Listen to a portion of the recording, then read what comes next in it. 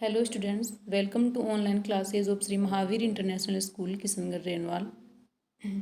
बच्चों, हम अपना हिंदी में अपना दूसरा अध्याय पढ़ रहे थे और उसमें हमारे अध्याय का नाम है नादान दोस्त।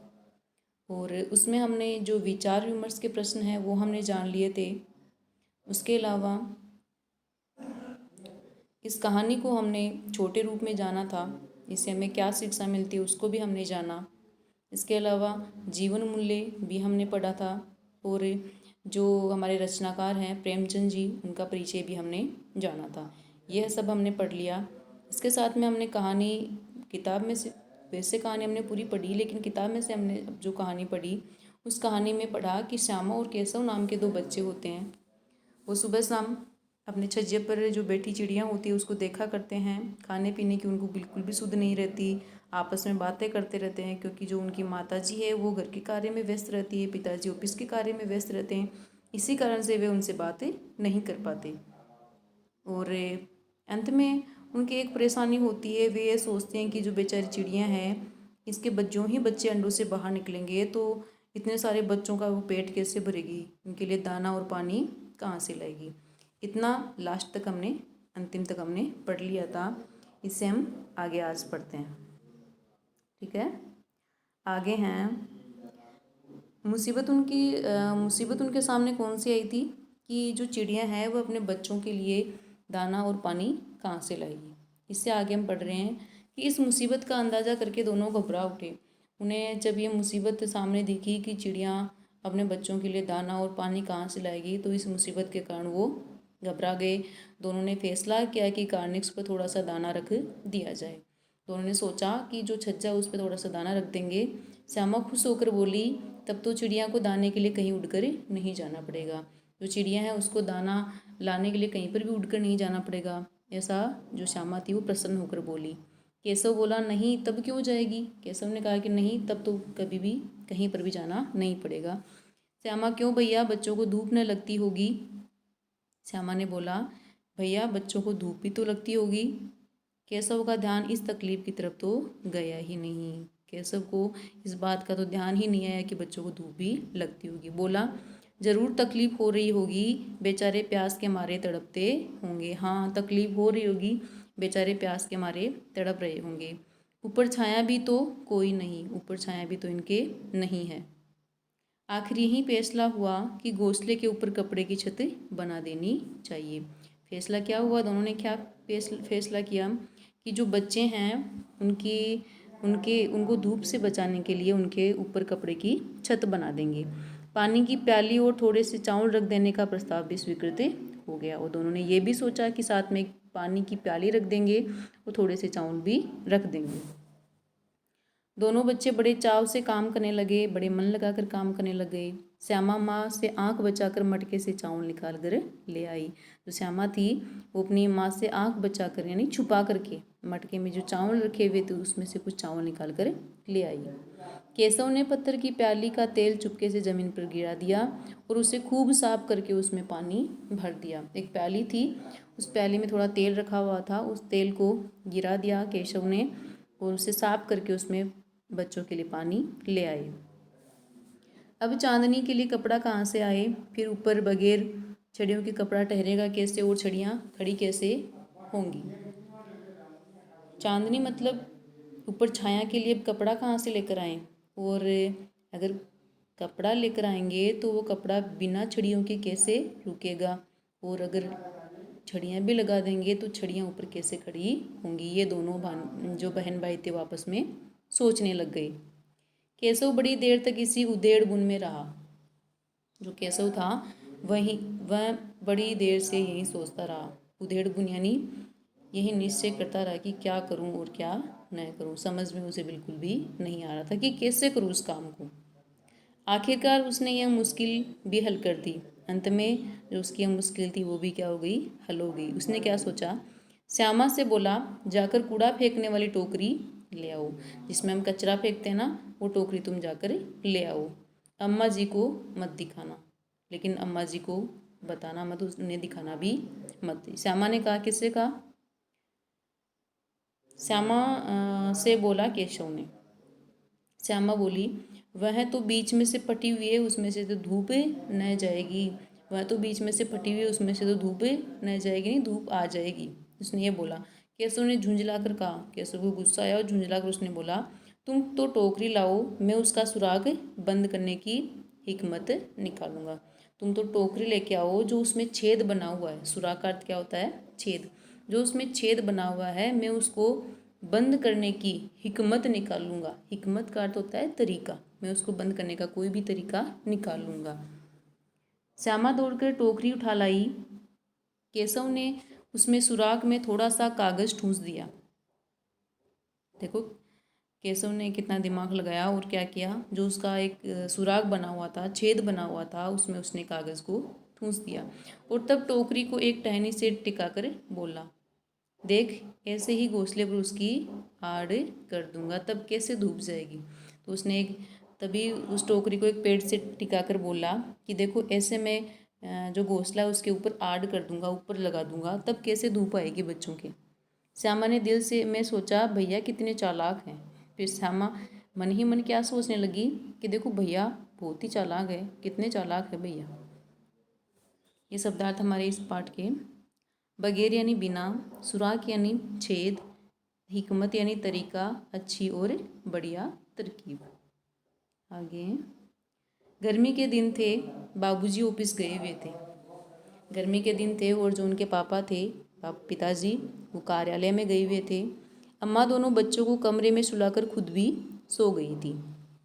जो माताजी थी उन्होंने दोनों बच्चों को कमरे में सुलाया और खुद भी सो गई। लेकिन बच्चों की आंखों में आज नींद कहाँ? क्यों नहीं? क्योंकि वो दोनों तो क्या कर रहे थे? बच्चों के लिए दाना पानी रखने के बारे में सोच रहे, तो उनको आज नींद बिल्कुल नहीं आई। अम्मा जी को बहलाने के लिए दोनों दम रोके आंखें बंद किए मौके का इंतजार कर रहे थे। वो सोच रहे थे कि जो ही माता जी को नींद आए, अम्मा जी को नींद आए, हम दोनों जाकर दाना पानी की व्यवस्था करें। तो इसी इंतजार में वो थे। जो ही मालूम हुआ कि अम्मा जी अच्छी तरह से सो गई हैं, दोनों चुपके से उठे और बहुत धीरे से दरवाजे की सिटकनी खोलकर बाहर निकल गए। सिटकनी का अर्थ होता है कुंडी। सिटकनी का अर्थ क्या होता है? कुंडी। यानी जो ही उनको पता चला कि माता जी को अच्छी तरह से नींद आ गई, दोनों चुपके से उठे, चोरी छुपे उठे और धीरे से उन्होंने जो दरवाज़ा था उसकी कुंडी को खोला और दोनों बाहर निकल गए। अंडों की हिफाजत की तैयारियां होने लगी। जो अंडे थे उनकी हिफाजत की तैयारियां होने लगी। हिफाजत यानी उनको सुरक्षित रखने की जो भी तैयारी थी वो होने लगी। केशव कमरे से एक स्टूल उठा लाया, लेकिन जब उससे काम न चला तो नहाने की चौकी लाकर स्टूल के नीचे रखी और डरते डरते स्टूल पर चढ़ा। क्योंकि छज्जा ऊपर था और उस छज्जे पर वो छोटे बच्चे थे, तो वे आसानी से पहुँचे नहीं पा रहे थे। तो स्टूल लेकर आया, फिर भी अगर वहाँ तक नहीं पहुँचा तो नीचे एक चौकी लेकर आया, चौकी के ऊपर स्टूल को रखा और फिर वहाँ उस पर खड़ा हुआ। श्यामा दोनों हाथों से स्टूल पकड़े हुए थी। जो श्यामा उसकी बहन थी नीचे थी और उसने दोनों हाथों से स्टूल को मजबूती से पकड़ रखा था। स्टूल की चारों टांगें बराबर न होने के कारण जिस तरह ज़्यादा दबाव पड़ता जरा सा हिल जाता था। स्टूल की जो चारों टांगें होती है वो बराबर नहीं थी, जिस कारण से ज़्यादा दबाव जिधर पड़ता उधर ही वह हिल जाता। उस वक्त केशव को कितनी तकलीफ उठानी पड़ती थी यह उसी का दिल जानता था। दोनों हाथों से कार्निक्स पकड़ लेता और श्यामा को दबी आवाज़ से डांटता, और ज्यों ही वो हिलता त्यों ही वो दोनों हाथों से ऊपर छज्जे को पकड़ लेता और श्यामा को डांटते हुए बोलता, अच्छी तरह पकड़ वरना उतर कर बहुत मारूंगा। अच्छी तरह पकड़ ले वरना तुझे नीचे उतर कर बहुत ज़्यादा मारूंगा। मगर बेचारी श्यामा का दिल तो ऊपर कार्निक्स पर था और श्यामा भी नीचे पकड़कर किसको देख रही थी? ऊपर छज्जे को बार बार देख रही थी। बार बार उसका ध्यान उधर चला जाता और हाथ ढीले पड़ जाते। बार बार छज्जे के ऊपर देखते देखते क्या होता, जो उसके हाथ थे वो ढीले पड़ जाते। केशव ने जो ही कार्निक्स पर हाथ रखा, दोनों चिड़ियाँ उड़ गई। जो ही छज्जे पर केशव ने हाथ रखा, जो ऊपर दो चिड़ियाँ बैठी हुई थी, दोनों वहाँ से उड़ गई। केशव ने देखा कार्निक्स पर थोड़े से तिनके बिछे हुए थे और उन पर 3 अंडे पड़े थे। थोड़े से तिनके बिछे हुए थे छज्जे पर और उन पर 3 अंडे पड़े हुए थे। जैसे घोंसले उसने पेड़ों पर देखे थे वैसा कोई घोंसला नहीं था। श्यामा ने नीचे से पूछा, कितने बच्चे हैं? श्यामा जो नीचे थी उसने पूछा कि भैया कितने बच्चे हैं? केशव, 3 अंडे हैं, अभी बच्चे नहीं निकले हैं। केशव ने बोला कि 3 अंडे हैं, अब इनमें से बच्चे नहीं निकले हैं। ये शब्द भंडार है हमारे ऑफिस यानी दफ्तर या कार्यालय, सिटकनी यानी कुंडी, हिफाजत यानी सुरक्षा। श्यामा जरा हमें दिखा दो भैया कितने बड़े हैं। श्यामा ने बोला कि भैया मुझे भी दिखा दो कि कितने बड़े बड़े अंडे हैं। केशव दिखा दूँ, केशव बोलता है कि दिखा दूंगा, पहले जरा चिथड़े ले आ, नीचे बिछा दूँ, बेचारे अंडे तिनकों पर पड़े हैं। देखो बच्चे हैं तो बच्चों को बस ये दिख रहा था कि कितने परेशान हो रहे हैं। तो केशव ने बोला कि दिखा दूंगा, थोड़ी रुक जा, लेकिन इससे पहले जो हमारा कपड़ा था वो कपड़ा लेकर आ जा, जिससे कि इनके नीचे बिछा दूँ, बेचारे जो अंडे हैं वो तिनकों पर ही पड़े हैं। श्यामा दौड़कर अपनी माँ की पुरानी धोती फाड़कर एक टुकड़ा लाई। केशव ने झुककर कपड़ा ले लिया, उसकी कई तह करके, उसको 3-4 तह में करके उससे एक गद्दी बनाई और तिनकों पर बिछाकर तीनों अंडे धीरे धीरे से उसने ऊपर रख दिए। गद्दा सा उस टुकड़े का बना दिया और उसके ऊपर तीनों अंडों को रख दिया। श्यामा ने फिर कहा, हमको भी दिखा दो भैया।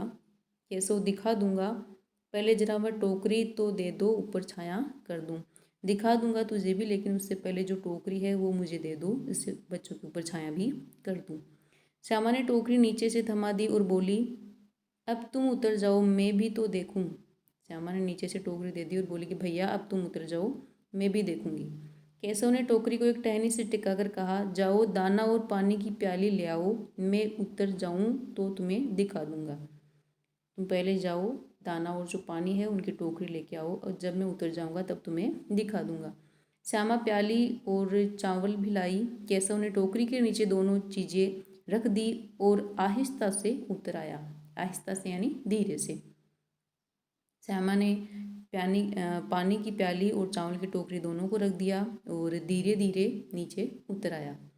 श्यामा ने गिड़गिड़ाकर कहा, अब हमको भी चढ़ा दो भैया। फिर श्यामा ने कहा कि भैया मुझे भी अब चढ़ाओ। केशव तुम गिर पड़ोगी। केशव ने कहा कि तुम नीचे गिर जाओगी। श्यामा बोली, न गिरूंगी भैया, तुम नीचे से पकड़ लेना। भैया मैं नहीं गिरूंगी, आप नीचे से मुझे पकड़ लेना। केशव ने बोला, न भैया कहीं तुम गिरा गई तो अम्मा जी मेरी चटनी बना डालेगी। उसने क्या कहा कि नहीं नहीं, तो अगर तुम गिर गई ना तो अम्मा जी तो मुझे मारेगी, बहुत ज़्यादा पीटेंगी, कहेंगे कि तुम्हें भी तूने ही चढ़ाया था। क्या करेगी देख कर, अब अंडे बड़े आराम से हैं, बच्चे निकलेंगे तो उनको पालेंगे। ऐसा केशव ने श्यामा को बोला। दोनों चिड़ियाँ बार बार कार्निक्स पर आती थी और बगैर बैठे ही उड़ जाती थी। चिड़ियाँ आती और बगैर छज्जे पर बैठे ही वापस उड़ जाती। केशव ने सोचा, हम लोगों से डर से नहीं बैठती। स्टूल उठाकर कमरे में रख आया, चौकी जहाँ की थी वहीं रख दी। चिड़िया बार बार आती, छज्जे पर बिना बैठे ही वापस उड़ जाती। तो केशव और श्यामा ने सोचा कि शायद हम है ना, तो हमें देखकर ये नहीं बैठ रही हैं, थोड़ी देर बाद में बैठ जाएंगी। फिर दोनों ने क्या किया, स्टूल उठाकर कमरे में रख दी और चौकी जहाँ पर रखी हुई थी वहीं पर रख दी। श्यामा ने आंखों में आंसू भरकर कहा, तुमने मुझे नहीं दिखाया, मैं अम्मा जी से कह दूंगी। श्यामा उसकी बहन थी, उसने उसको नहीं दिखाया, तो उसने कहा कि तुमने मुझे नहीं दिखाया ना, मैं अम्मा जी से कह दूंगी। केशव, अम्मा जी से कहेगी तो बहुत मारूंगा, कह देता हूँ। अगर तुम अम्मा जी को बोलोगी तो मैं तुम्हें बहुत ही मारूंगा, मैं तुम्हें पहले बता देता हूँ। श्यामा ने बोला, तो तुमने मुझे दिखाया क्यों नहीं, तो तुमने बच्चों को मुझे दिखाया क्यों नहीं। ये हमारे शब्द भंडार हैं। चिथड़े यानी कपड़े के टुकड़े, आहिस्ता यानी धीरे से। केशव बोलता है, और गिर पड़ती तो 4 सर न हो जाते। अगर गिर पड़ती तो तुम्हारा सिर फूट जाता तो क्या होता। हो जाते देख लेना, मैं कह दूंगी। होते तो हो जाते, लेकिन अब है ना, तुम देख लेना, मैं अपनी अम्मा जी से कह दूंगी कि मुझे तुमने चिड़िया के बच्चों को नहीं दिखाया। इतने में कोठरी का दरवाज़ा खुला और माँ ने धूप से आंखों को बचाते हुए कहा, तुम दोनों बाहर कब निकल आए। मैंने कहा था कि दोपहर को ना निकलना। किसने किवाड़ खोला। किवाड़ यानी दरवाज़ा। जो ही दोनों बातें कर रहे थे तभी माँ ने दरवाज़ा खोला और माँ ने बोला कि तुम दोनों बाहर कैसे आए, और मैंने बोला था ना कि दोपहर में आपको बाहर नहीं आना है। दरवाज़ा किसने खोला। किवाड़ केशव ने खोला था, लेकिन श्यामा ने माँ से यह बात नहीं कही। श्यामा ने केवल ये बोला कि किवाड़ केशव ने खोला था, केवल इतना ही बोला, चिड़िया वाली बात उसने नहीं बताई। उसे डर लगा कि भैया पीटेंगे। उसे डर क्या लगा कि भैया पीटे जाएंगे, जो अम्मा जी है वो भैया को पीटेंगी। केशव दिल में काँप रहा था कि कहीं श्यामा न कह दे, और केशव को भी यह डर था कि कहीं श्यामा उसके बारे में ना बता दे। अंडे न दिखाए थे, इससे अब उसको श्यामा पर विश्वास न था, क्योंकि उसने श्यामा को अंडे नहीं दिखाए थे, इसलिए श्यामा पर उसको विश्वास नहीं था। उसे लगा कि श्यामा मेरे बारे में बोल देगी। श्यामा सिर्फ मोहब्बत के मारे चुप थी, या इस कसूर में हिस्सेदार होने की वजह से इसका फैसला नहीं किया जा सकता। शायद दोनों ही बातें थी। और श्यामा चुप क्यों थी? चुप होने का कारण ये था, या तो अपने भाई से प्रेम करती थी, और या फिर जो कार्य उन्होंने किया उस कार्य में दोनों ही हिस्सेदार थे, बराबर के हिस्सेदार थे। शायद दोनों ही बातें थी, शायद दोनों ही बातें इसमें हो सकती है। वो अपने भाई से प्रेम भी करती थी, वो ये नहीं चाहती थी कि उसके अम्मा जी अपने भाई को पीटे, और दूसरी बात ये कि जो कार्य उन्होंने अभी किया उसमें दोनों ही हिस्सेदार थे। माँ ने दोनों को डांट फटकार करके फिर कमरे में बंद कर दिया, और आप धीरे धीरे पंखा जलने लगी। माँ ने दोनों को डांटा और फिर कमरे में बंद कर दिया, और फिर धीरे धीरे पंखा चलाने लगी। अभी सिर्फ 2 बजे थे। अभी समय कितना हुआ था? 2 ही बजे थे। बाहर तेज लू चल रही थी। अब दोनों बच्चों को नींद आ गई। 2 बजे थे और दोनों बच्चों को वापस से नींद आ गई। पहले नींद तो आई नहीं थी, लेकिन दोनों बच्चों को वापस नींद आ गई। 4 बजे एकाएक श्यामा की नींद खुली। जो ही 4 बजे अचानक से श्यामा की नींद खुली, एकाएक यानी अचानक से। किवाड़ खुले हुए थे। वह दौड़ती हुई कार्निक्स के पास आई और ऊपर की तरफ ताकने लगी। वह दौड़ती हुई छज्जे के पास में गई और ऊपर की तरफ देखने लगी। टोकरी का पता न था। संयोग से उसकी नज़र नीचे गई और उल्टे पांव दौड़ती हुई कमरे में जाकर जोर से बोली, भैया अंडे तो नीचे पड़े हैं और बच्चे उड़ गए हैं। टोकरी का पता नहीं था टोकरी कहाँ गई, और उसने संयोग से नीचे देखा तो उसने पाया कि जो अंडे थे वो नीचे गिरे हुए थे। और दौड़ती हुई अपने भैया के पास में गई और जाकर बोला, भैया अंडे तो नीचे पड़े हैं और बच्चे उसमें से उड़ गए हैं। केशव घबराकर उठा और दौड़ा हुआ बाहर आया तो देखा कि तीनों अंडे नीचे टूटे पड़े हैं, और उसमें कोई चूने की सी चीज़ बाहर निकल आई है। पानी की प्याली भी इस तरह टूटी हुई पड़ी है। उसके चेहरे का रंग उड़ गया। सदमी हुई आंखों से ज़मीन की तरफ देखने लगा। चेहरे का रंग उड़ गया, बहुत ज़्यादा परेशान हो गया।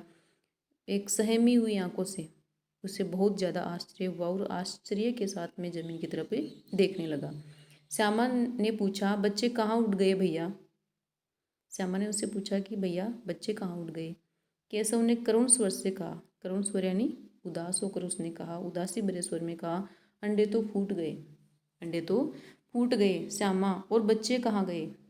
श्यामा को अभी तक पता नहीं कि बच्चे इसी में थे और ख़त्म हो गए, उसे पता नहीं। तो श्यामा ने पूछा कि तो भैया बच्चे कहाँ गए? केशव, तुम्हारे सर में देखती नहीं अंडों में से उजला उजला पानी निकल आया है, वहीं तो 2-4 दिन में बच्चे बन जाते। अरे कहीं नहीं गए हैं, जो अंडों में से उजला उजला पानी आया है उसी से 2-4 दिन में बच्चे बन जाते। माँ ने सोटी हाथ में लिए हुए पूछा, तुम दोनों वहाँ धूप में क्या कर रहे हो? माँ ने पूछा कि तुम दोनों वहाँ धूप में क्या कर रहे हो? श्यामा ने कहा, अम्मा जी चिड़िया के अंडे टूटे पड़े हैं। अम्मा जी जो चिड़िया हैं उनके अंडे टूट गए हैं। माँ ने आकर टूटे हुए अंडों को देखा और गुस्से से बोली, तुम लोगों ने अंडों को छुआ होगा। माँ को गुस्सा आया और माँ ने बोला कि तुम दोनों ने अंडों को छुआ होगा, स्पर्श किया होगा। तब तो श्यामा को भैया पर जरा भी तरस न आया। तब तो श्यामा ने भैया पर जरा भी तरस नहीं खाया और बोला, किवाड़ यानी दरवाज़ा, यकायक यानी अचानक, करुण यानी दुखी, ये हमारे शब्दार्थ।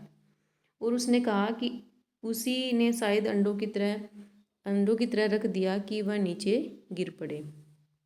क्या कहा उसने? कि उसी ने शायद अंडों को इस तरह रख दिया, भैया ने शायद अंडों को ऐसे रखा है कि वो अंडे नीचे गिर गए। उसकी उसे सज़ा मिलनी चाहिए। बोली, भैया ने अंडों को छेड़ा था अम्मा जी। क्या कहा उसने? कि अम्मा जी भैया ने अंडों को छेड़ा था। माँ ने केशव से पूछा, क्यों रे? केशव भीगी बिल्ली बना खड़ा हुआ था। भीगी बिल्ली क्या होता है? जब वो कसूर होता है हमारा तो हम डर के खड़े होते हैं ना, तो उससे बोलते हैं भीगी बिल्ली बन के खड़ा हुआ था, डर के हमारे चुपचाप खड़ा था। माँ, तुम वहाँ पहुँचे कैसे? माँ ने उससे पूछा कि तुम छज्जे तक पहुँचे कैसे? तो श्यामा बोली, चौकी पर स्टूल रख चढ़े अम्मा जी। चौकी के ऊपर स्टूल रखा और फिर चढ़ गए। केशव, तू स्टूल थामे नहीं खड़ी थी? केशव ने बोला कि तुमने स्टूल नहीं पकड़ रखी थी नीचे। श्यामा, तुम्ही ने तो कहा था। श्यामा ने फिर क्या कहा कि तुम्ही ने तो कहा था पकड़ने के लिए। माँ ने बोला कि तुम इतने बड़े हो गए हो, तुम्हें अभी तक इतना भी मालूम नहीं कि छूने से चिड़िया के अंडे गंदे हो जाते हैं और चिड़िया फिर से उन्हें नहीं सेती, फिर से उन्हें स्वीकार नहीं करती। जब भी हम चिड़िया के अंडों को छूते हैं तो चिड़िया के अंडे गंदे हो जाते हैं और फिर से चिड़िया उनको स्वीकार नहीं करती। श्यामा ने डरते डरते पूछा, तो क्या चिड़िया ने अंडे गिरा दिए हैं अम्मा जी? श्यामा ने पूछा, डरते डरते पूछा, डर के मारे पूछा, तो क्या चिड़िया ने ही अंडे गिराए हैं अम्मा जी? माँ ने कहा कि हाँ, और क्या करती? केशव के सिर उसका पाप पड़ेगा। हाय हाय, 3 जाने ले ली दुष्ट ने। माँ ने बोला, केशव तुम्हारे सिर पर इसका पाप पड़ेगा, तुम्हें पाप लगेगा, तुमने 3 जान ले ली हैं उसके बच्चों की। केशव रोनी सूरत बनाकर बोला, मैंने तो सिर्फ अंडों को गद्दी पर रखा था अम्मा जी। अम्मा, मैंने तो सिर्फ जो अंडे थे उनको गद्दी पर रखा था, उनकी सुरक्षा के लिए। मैंने तो उनकी सुरक्षा चाही थी। माँ को हंसी आई, बोली, माँ को हंसी आई और मगर जो केशव था उसको कई दिनों तक अपनी गलती का अफसोस रहा। अंडों की हिफाजत करने के जोश में मैंने उनका सत्यानाश कर दिया। उसे याद कर वह कभी कभी रो भी पड़ता था। उसे बहुत ज़्यादा अफसोस हुआ अपनी गलती का। उसे लगा कि मुझे ऐसा नहीं करना चाहिए था और मेरी वजह से जो चिड़िया हैं उसके अंडों का सत्यानाश हो गया, उनका विनाश हो गया। सत्यानाश का अर्थ होता है विनाश। उसे बहुत पछतावा हुआ, बहुत अफसोस हुआ। अफसोस का अर्थ होता है पछतावा। हिफाजत यानी होती है सुरक्षा, सत्यानाश यानी सब कुछ विनाश या नाश हो जाना। उसे याद कर मैं कभी कभी रोने भी लग जाता था। और जो चिड़िया थी वो दोनों चिड़िया वहाँ पर कभी भी फिर से नहीं दिखाई दी। तो हमें इससे क्या शिक्षा मिलती है कि हमें कभी भी बिना सोचे समझे चोरी छिपे कोई भी कार्य नहीं करना चाहिए। अगर हम बिना सोचे समझे चोरी छिपे कोई भी कार्य करेंगे तो इस कार्य से दूसरों को भी समस्याओं का सामना करना पड़ सकता है। तो हमें कभी भी बिना विचार किए, बिना सोचे समझे कार्य नहीं करना चाहिए। यह हमारे शब्द भंडार। अफसोस यानी पछतावा, हिफाजत यानी सुरक्षा, सत्यानाश यानी सब कुछ खत्म, और उच्चारण अभ्यास जो भी इसमें कठिन शब्द हैं उनका इसमें उच्चारण किया गया है। कार्निक्स, तसल्ली, अधीर, पेचीदा, स्वीकृत, हिफाजत, आखिरकार, झुंझलाकर, प्याली, आहिस्ता और सत्यानाश। ये हमने अपना दूसरा चैप्टर पढ़ा। आगे हम कल पढ़ेंगे। ठीक है।